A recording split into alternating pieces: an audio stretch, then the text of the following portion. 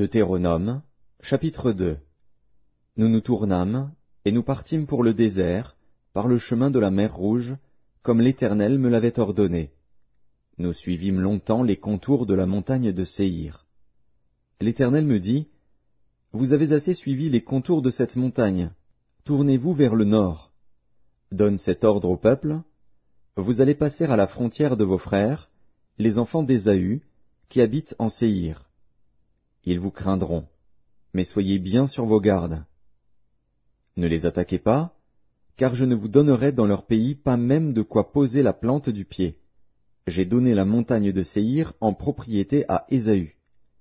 Vous achèterez d'eux à prix d'argent la nourriture que vous mangerez, et vous achèterez d'eux à prix d'argent même l'eau que vous boirez.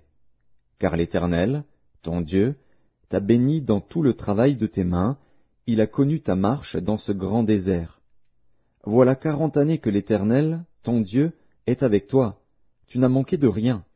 Nous passâmes à distance de nos frères, les enfants d'Ésaü, qui habitent en Séhir, et à distance du chemin de la plaine, d'Élat et d'Edjon-Guéber, puis nous nous tournâmes, et nous prîmes la direction du désert de Moab. L'Éternel me dit, « N'attaque pas Moab, et ne t'engage pas dans un combat avec lui, car je ne te donnerai rien à posséder dans son pays. C'est aux enfants de Lot que j'ai donné Ar en propriété. » Les Émim y habitaient auparavant, c'était un peuple grand, nombreux et de haute taille, comme les Anakim. Ils passaient aussi pour être des Réphaïm, de même que les Anakim. Mais les Moabites les appelaient Émim. Séhir était habité autrefois par les Horiens. Les enfants d'Ésaü les chassèrent, les détruisirent devant eux, et s'établirent à leur place, comme l'a fait Israël dans le pays qu'il possède et que l'Éternel lui a donné. Maintenant levez-vous, et passez le torrent de Zéred. Nous passâmes le torrent de Zéred.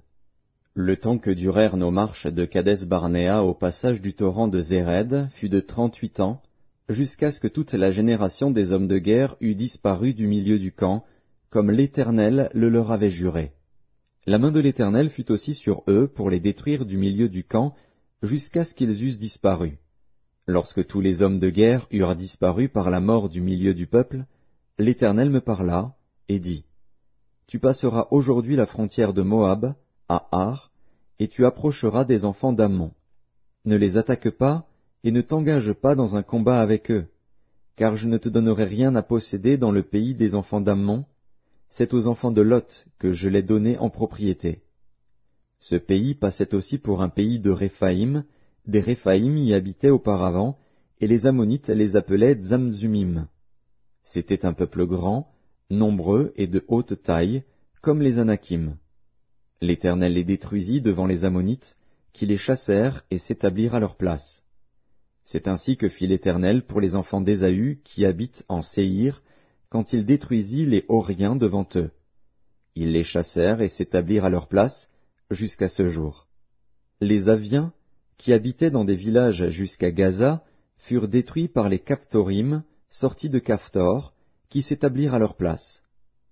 Levez-vous, partez, et passez le torrent de l'Arnon.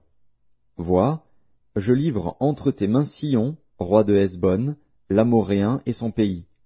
Commence la conquête, fais-lui la guerre.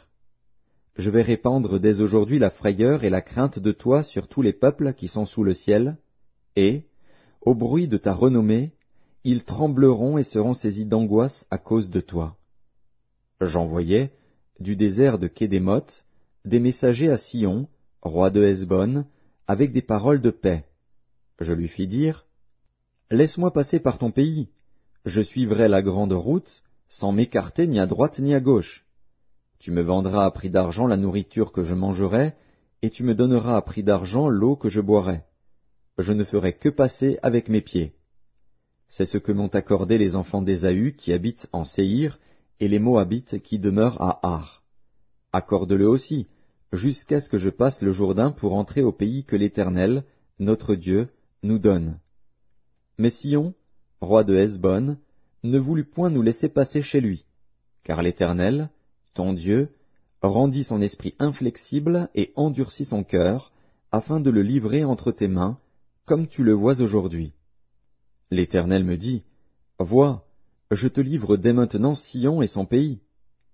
Sion sortit à notre rencontre, avec tout son peuple, pour nous combattre à Jahath. L'Éternel, notre Dieu, nous le livra, et nous le bâtîmes, lui et ses fils, et tout son peuple. Nous prîmes alors toutes ces villes, et nous les dévouâmes par interdit, hommes, femmes et petits-enfants, sans en laisser échapper un seul. Seulement, nous pillâmes pour nous le bétail et le butin des villes que nous avions prises. Depuis Aroer, sur les bords du torrent de l'Arnon, et la ville qui est dans la vallée, jusqu'à Galaad, il n'y eut pas de ville trop forte pour nous. L'Éternel, notre Dieu, nous livra tout. Mais tu n'approchas point du pays des enfants d'Ammon, de tous les bords du torrent de Jabbok, des villes de la montagne, de tous les lieux que l'Éternel, notre Dieu, t'avait défendu d'attaquer.